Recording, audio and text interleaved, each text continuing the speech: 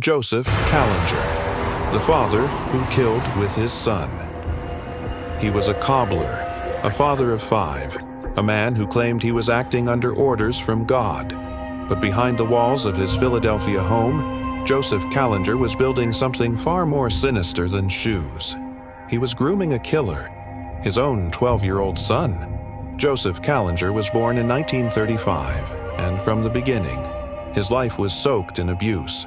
Orphaned at age 2, adopted by a sadistic couple, tortured, starved, locked in closets for days, and as he grew older, the trauma twisted him. By the 1970s, Joseph was a struggling shoemaker in Philadelphia. But what he was really constructing was a murderous fantasy, a belief that he was chosen by God to kill. In 1974, he began his killing spree. But he didn't act alone. He brought someone with him, his 12-year-old son, Michael. Together, they embarked on a cross-state reign of terror. They traveled from city to city, ringing doorbells in quiet neighborhoods. If someone answered, they forced their way in.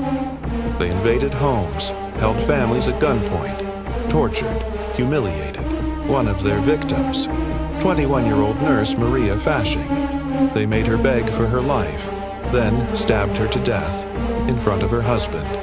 But how were they caught? A failed robbery, a botched escape, a witness, and the boy, Michael, finally cracked.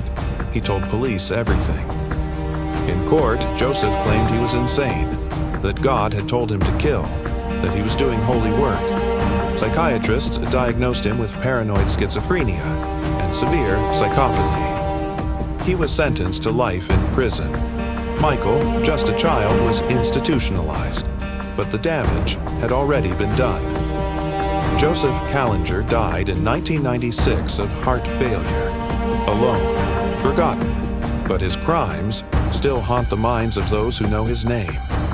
Joseph Kallinger wasn't just a murderer, he was a father who poisoned innocence, a man who turned his son into a weapon, and a reminder that sometimes the greatest horror doesn't come from strangers, it comes from within the home.